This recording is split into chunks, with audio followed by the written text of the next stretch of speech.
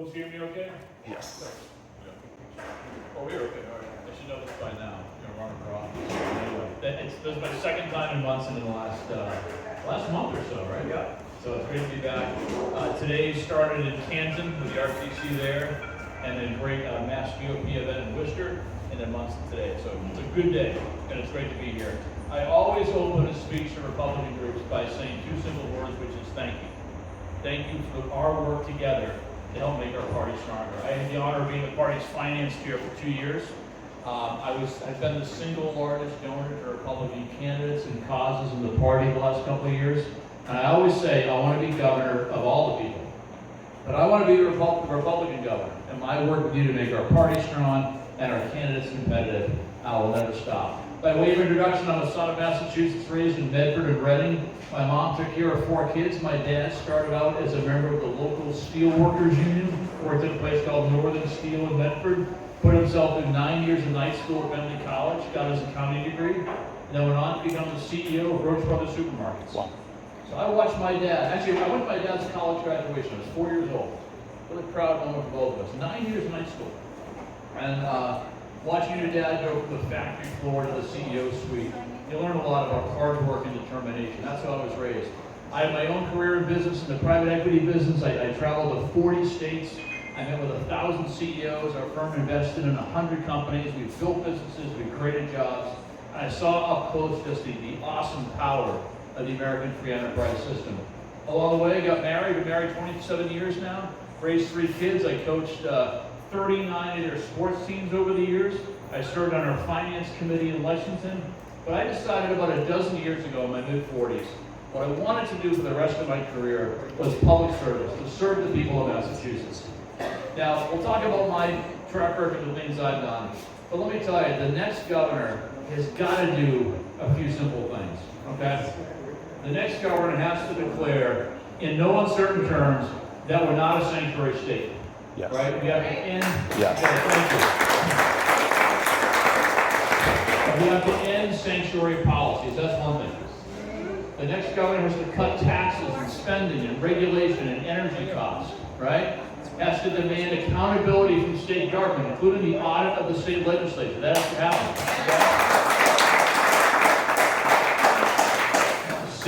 72% of all the voters, I'm guessing maybe 90 or 100% of the people in this room said the auditor should audit the legislature. And all of Beacon Hill is saying they basically don't care who's in.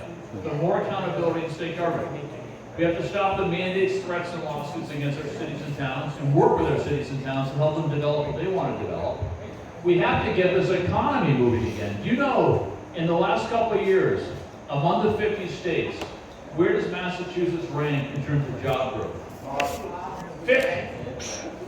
50 out of 50, okay? Folks, we're Massachusetts, right? We have great business, great companies, great business leaders. We occupy global leading positions in the innovation economy. How could we be dead last in job creation? The answer is failed policy at the state level, right? And the next governor has to have an education strategy based on accountability, innovation, choice, more vocational training, where the parents and the kids are in charge of their education. We're a long way from that. Okay, those are some big policy ideas I think the next governor has to tackle. And by the way, it'd be nice if the next governor said, I think we should keep our state flag. Okay? Yes.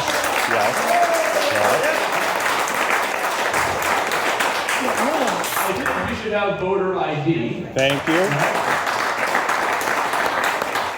I think we should not have boys playing on girls' sports teams. Thank you. And I think we should support the repeal of Chapter 135. These are all things the next governor needs to do.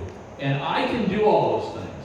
And there's something else I can do, which I'm convinced no one else in this race can do, which is win. Because I have, for the last dozen years, delivered on a pro-growth government reform agenda for the people of Massachusetts the way that no one else has that's in this race. Okay? And from that, I've developed a track record and a set of experiences that will let me make the case to the voters of Massachusetts that they should fire the incumbent and hire me instead. Yep. Yes.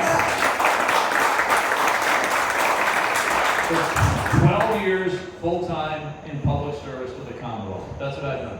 2 years in Lawrence. We turned around the worst performing school district in the state. We came in, we cut the size of the bureaucracy by 40%. We put those dollars in the classroom. We developed innovative new programs. We brought parents and teachers and community members together. And the high school graduation rate when we started at Lawrence High School was 52%. Think about that. Half the kids were dropping out of Lawrence High School. That went from 52% to 72% in 2 years. Okay? Much better future for the kids in Lawrence thanks to the work of our team. I was the state's economic development secretary. I took the same approach to the work there. We restructured agencies, streamlined programs. I traveled the state relentlessly trying to get things done. We built infrastructure, made sure we stayed #1 in the innovation economy, reopened the economy after the pandemic, supported our small businesses. When it was all said and done, there were 230,000 jobs created during my time in office in Massachusetts. Very good. Contrast that with the Healy administration. 25,000 private sector jobs lost. 230 positive, 25 negative. Although she has managed to create 10,000 government jobs. That's the Healy economy, folks. Okay? After my time in the Baker administration ended, 2 years at Boys and Girls Clubs of Boston, a great institution, where I worked with the CEO to help the kids in Roxbury, Dorchester, and Mattapan do better in school and better in life. That's my track record. Business, local government, education, state government. That's what you need to compete for, win, and do the job, and that's what I offer. I'm going to say something we all agree with. That Governor Healy's got to go.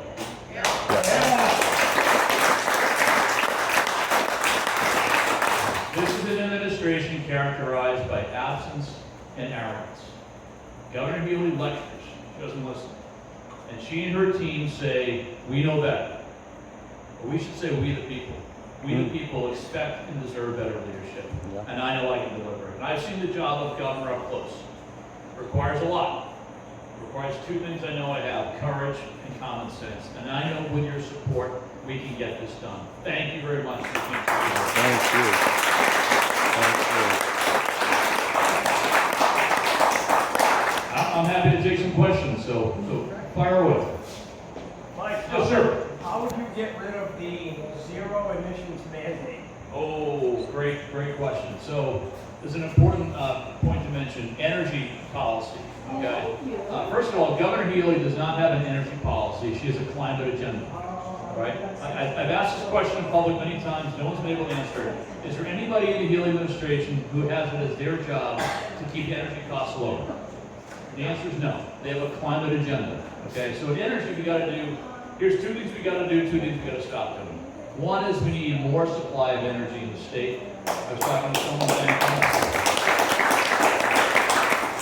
Governor Healy has said to remember, she shut down 2 natural gas pipelines. Governor, we remember. Every time we get a utility bill, we remember, okay? So we need more supply of energy, natural gas and other. We have to embrace new technologies. Next generation nuclear, perhaps other things. There's a company in Massachusetts developing fusion technology. It's called Commonwealth Fusion, okay? They started in Cambridge and Kendall Square. When I was the Economic Development Secretary, helped them expand to Devens. They've expanded it recently, but that expansion was in Virginia. Okay, that's an example of we have to embrace our innovative companies, our homegrown companies, help them expand here. So energy is more supply than motivation. We have to hit a hard pause, at least on offshore wind. It's too expensive to subsidize, and if we have wind turbines washing up on beaches and damage to our fishing industry, I don't make this so-called clean energy so clean. But on your point, on the net zero mandate, and I'm sure Senator Fatman's going to be with us one too. Well, great to see you. We've got to end that. I mean, we have this law that the state's got to get to net zero by 2050. And all that does is empower the bureaucrats on Beacon Hill to put all these charges on our bill, all these green gimmicks, right, to facilitate the so-called energy transition, and have all these mandates around what kind of car you can drive, what kind of truck you can drive, how to heat your home. So the answer to your question is, you have to get the people on your side. And this is how you get things done on Beacon Hill. You have good ideas, you get the people on your side, and you work really hard with the legislature to get it done. I will do whatever I can within the executive branch to drive better energy policy. And if we have to put things on the ballot, or just get the people on our side and get better legislation, I'll do that. But that is a day one priority, having a real energy policy for Massachusetts, not a one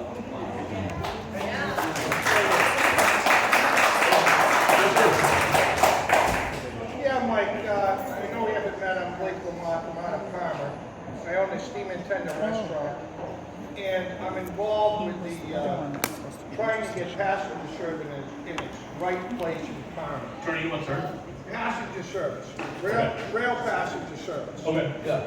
So there's a line that runs right through Monson here, goes all the way down to London, Yeah. and all the way up to Kent, up to Yeah. Burlington, Vermont. Yep. So there's 56 towns that are signed up along this line. Kennealy has completely ignored the Central Corridor line. There's been over $250 million spent on this line within the last 10 years. And it's not even being considered for the connection north, south, east, and west. Okay. So we're losing out, triggering overnight stays and economic growth. We put together a great plan. I know you probably haven't seen it yet. I just mentioned some of the Ben, and he's waiting for some stuff. But Okay. the point of the matter is, do you support passenger service that's coming here to Palmer to put it in the right place? This connection is out of town like Windsor Locks was. Okay, And yeah, Windsor yeah. Locks now is moving its railroad station back into the center of town. Interesting. So Okay. what's happened here is it's been completely ignored, the north-south connection here, which is ready for passenger services, fully upgraded. Yeah, yeah. And they're just completely ignoring it. Well, you're touching on a couple of things, sir. I'm not convinced this administration thinks that that the state doesn't stop at like Worcester or something. Yep. They're not looking after the whole state. No, they're looking for a parking lot for Boston, Yeah. a Yeah, tax right, free yeah. place, they're gonna control the revenue stream. Yeah. And all we're gonna do is park cars and lose out on a connection for growth. I know. The smart growth is completely ignored. There was a study done in 2017 for Mass DOT. Yeah. If east-west service came to this location, that the north-south line should be tied into it. Okay, And it's okay. being ignored. What I think's happening is Neil wants to put his name up, Congressman Neil Transportation Center, on this building down there. Okay. That's okay. what I think is really going on. You're hitting on. And I've been watching this for 30 years. Okay, you're hitting on two important things to me in terms of my style of governing, which is one, you gotta be governor of the whole state. Okay, I love my time. I love my time as the Economic Development Secretary, just traveling the state relentlessly. We looked after the entire state. All right, I worked for a governor that went to 200-something cities and towns, a lieutenant governor that went to all 351. I probably did 150, 200. We were out there all the time. You gotta look after the entire state. I'm not convinced this administration does that. The second is, we need a realistic plan that marries transportation, infrastructure, housing, and commercial development, recognizing, Absolutely. right, we're in a new economy here. People are living and working in different ways than they were before. We have to address that. And this gets back to having a governor that frankly wants to be governor, that wants to embrace big ideas and try to get big things done. Governor Healy is what I would describe as a status quo executive, right? She inherited a government that in my view is pretty well run for 8 years and just hasn't done much. And when you're a status quo, you miss two things. You miss crises, she's missed this migrant crisis, and you miss opportunities. So we need to look at Massachusetts now in 2025 and say, what do we need? Right? Where should we invest? How do we grow? So those are you've hit on two things that are important to me. Look after the whole state and have big, bold ideas for the future. And I'll take a look at that for sure. Yeah, I really would appreciate it. Great honor. What else, folks? Yes.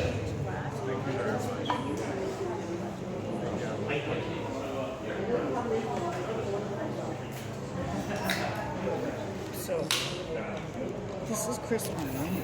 You have to introduce